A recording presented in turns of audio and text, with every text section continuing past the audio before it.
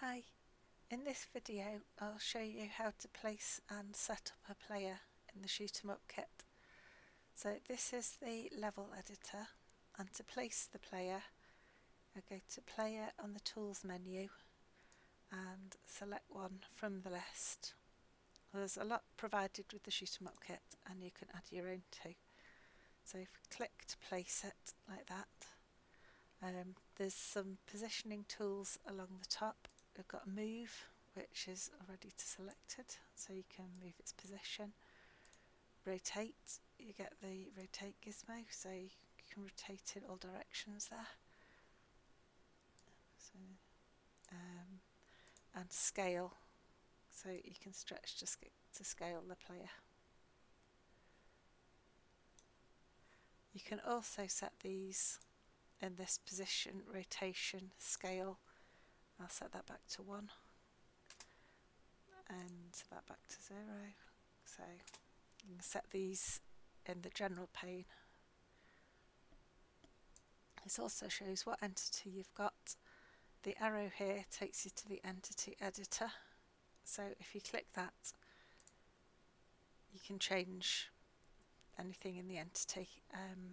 That's going to be covered in a different tutorial. So if I go back to the level editor,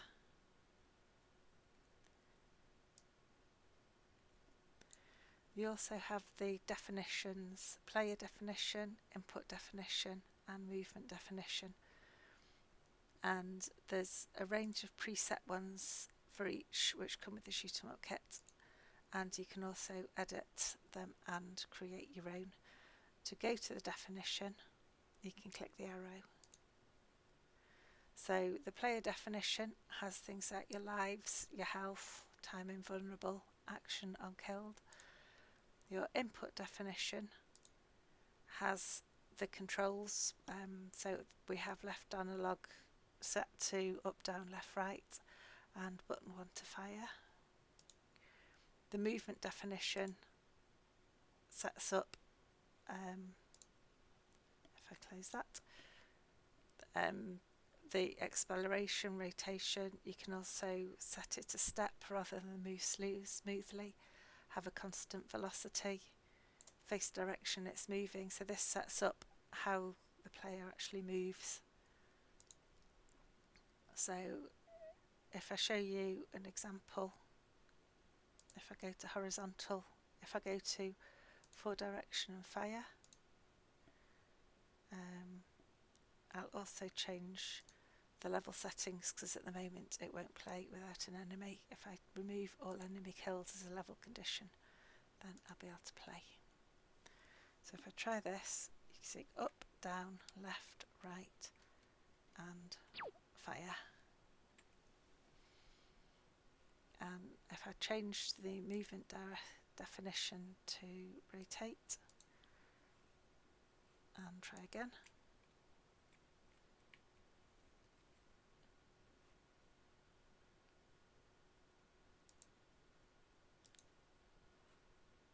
need to set both to rotate.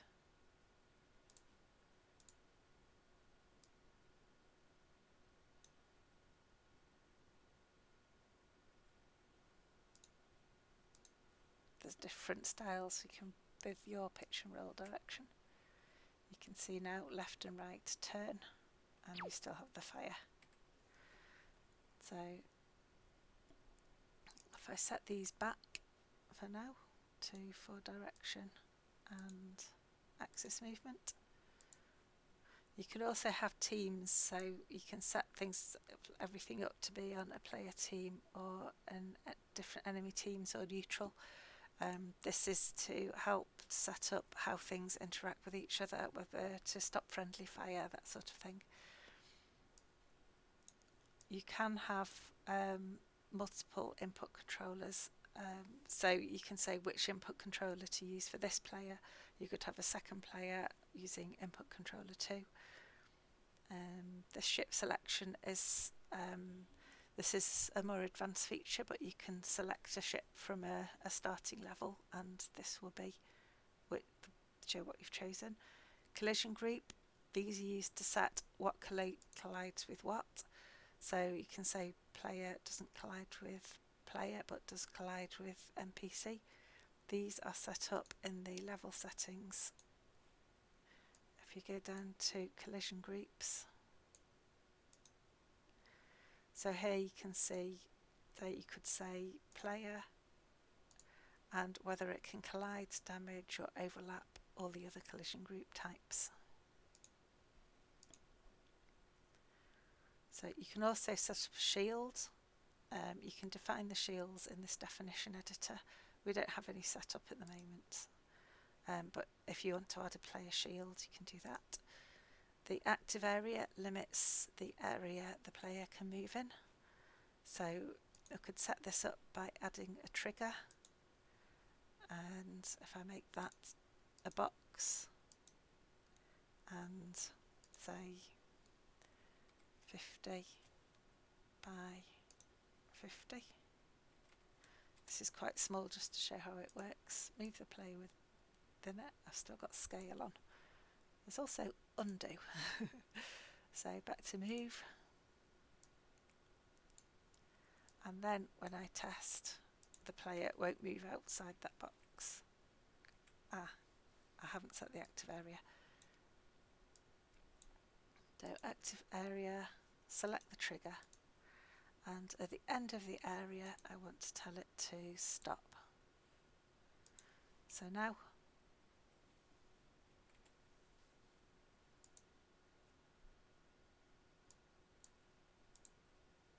stop. That's better. So now the player won't go outside that area.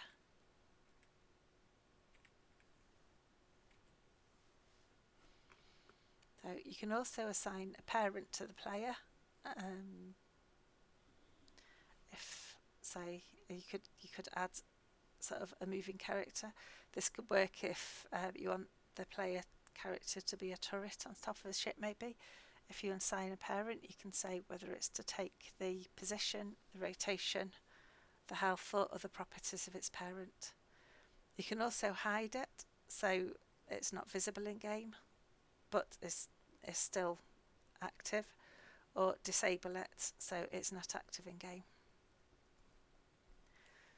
So for the tabs on it, there's a weapons tab here. At the moment we've only got one weapon, which is the green bullet, and it's firing from tag gun 1. So this ship has 2 guns and they both have tags. The tags are set up in the entity editor. So I could add a second weapon and go for the red bullet, and so that's going to go from the second tag, gun 2. I've got it using the same fire button, but I could set that to a different button. And if I test now, you can see the 2 bullets of the 2 weapons. So actions, to set up actions, you can set actions on event. So maybe you would, this is a list of the events you have to choose from. So there's a good list there. So you could say on damage,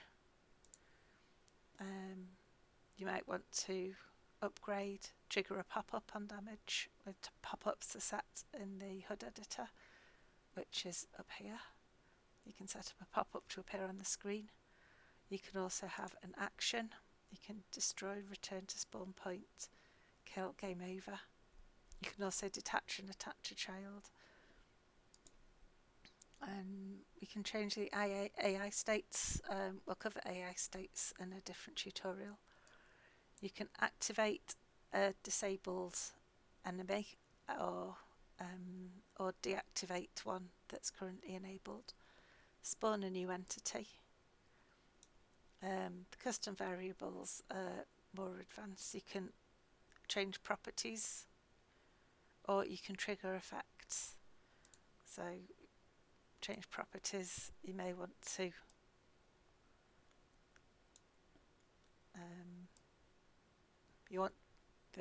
change the speed. I want to slow it down if it's been damaged. So if the current speed is 80, you may want to change the speed to 60 if it's been damaged. So that's a basic introduction about how to get your player in and set up, and I hope you find it helpful. Thank you.